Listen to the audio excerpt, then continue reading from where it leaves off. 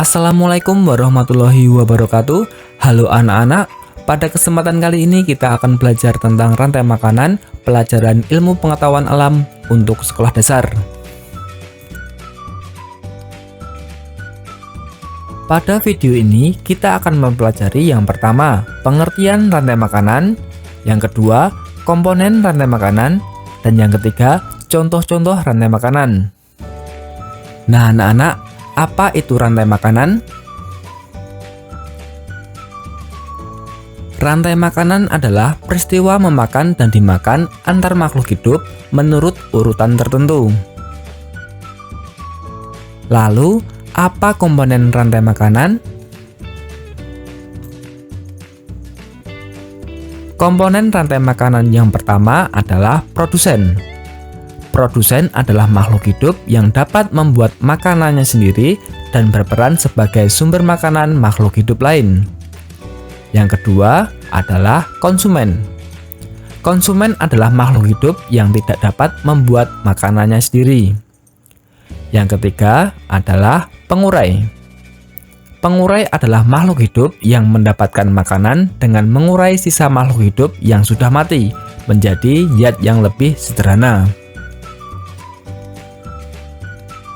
Nah, jadi apa contoh-contoh rantai makanan?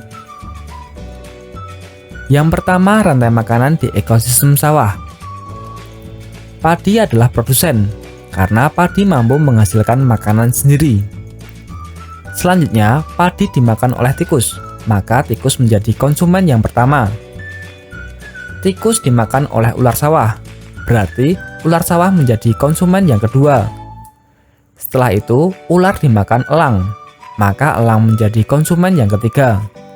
Saat elang mati, ia kemudian jatuh ke tanah dan diuraikan oleh bakteri atau jamur. Fungsi bakteri atau jamur di sini adalah sebagai pengurai atau dekomposer. Uraian dari sisa makanan dan bangkai hewan itu akan menjadi komponen penyusun tanah yang membuat tanah subur ditanami, hingga akhirnya ada tanaman yang tumbuh dan rantai makanan terus berjalan. Nah, berikut ini rantai makanan yang lain di ekosistem sawah.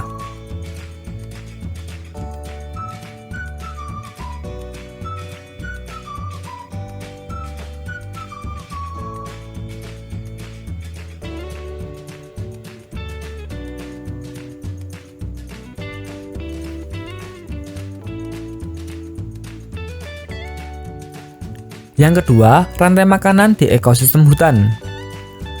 Rumput sebagai produsen karena mampu menghasilkan makanan sendiri. Selanjutnya, rumput dimakan oleh rusa, maka rusa menjadi konsumen yang pertama. Setelah itu, rusa dimakan oleh singa, maka singa menjadi konsumen yang kedua. Singa dapat digolongkan menjadi konsumen puncak karena kemungkinan menjadi mangsa sangat kecil. Biasanya, konsumen puncak tergolong predator, terkuat, dan buas. Saat singa mati, ia kemudian diuraikan oleh bakteri atau jamur. Fungsi bakteri di sini adalah sebagai pengurai atau dekomposer. Uraian dari sisa makanan dan bangkai hewan itu akan menjadi komponen penyusun tanah yang membuat tanah subur ditanami.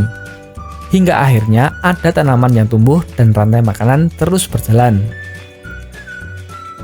Berikut ini rantai makanan yang lain di ekosistem hutan.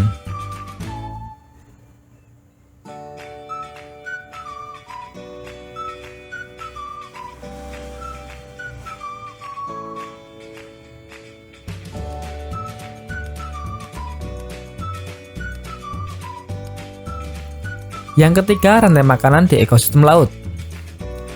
Fitoplankton dalam rantai makanan berperan sebagai produsen, sebab ia juga memiliki kemampuan membuat makanan sendiri melalui fotosintesis dengan bantuan sinar matahari. Fitoplankton dimakan oleh zooplankton, maka zooplankton menjadi konsumen yang pertama. Selanjutnya, zooplankton dimakan oleh ikan kecil, maka ikan kecil menjadi konsumen yang kedua. Setelah itu ikan kecil dimakan oleh ikan besar, maka ikan besar menjadi konsumen yang ketiga. Ikan besar dimakan oleh hiu, maka hiu menjadi konsumen yang keempat. Hiu dapat digolongkan menjadi konsumen puncak. Setelah hiu mati, ia terurai oleh bakteri atau jamur. Lalu tumbuhlah kembali fitoplankton, dan seterusnya. Berikut ini rantai makanan lain di ekosistem laut.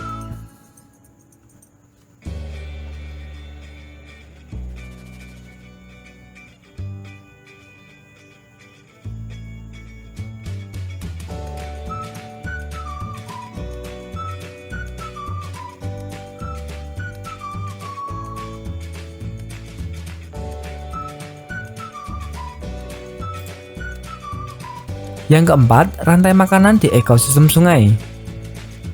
Alga sebagai produsen karena mampu membuat makanan sendiri.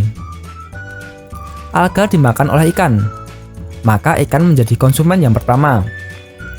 Setelah itu, ikan dimakan oleh burung bangau, maka burung bangau menjadi konsumen yang kedua. Burung bangau dimakan oleh buaya, maka buaya menjadi konsumen yang ketiga. Setelah buaya mati, maka akan diuraikan oleh bakteri atau jamur. Setelah itu muncullah kembali alga, dan seterusnya. Berikut ini rantai makanan lain di ekosistem sungai.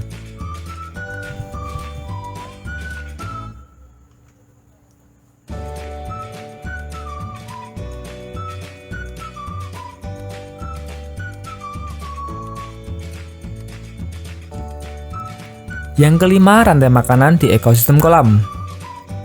Lumut sebagai produsen karena mampu membuat makanan sendiri. Lumut dimakan oleh ikan kecil, maka ikan kecil menjadi konsumen yang pertama. Setelah itu, ikan kecil dimakan ikan lele, maka ikan lele menjadi konsumen yang kedua. Selanjutnya ikan lele dimakan oleh elang, maka elang menjadi konsumen yang ketiga. Ketika elang mati, maka akan diuraikan oleh bakteri atau jamur. Setelah itu muncullah kembali lumut, dan seterusnya. Berikut ini rantai makanan lain di ekosistem kolam.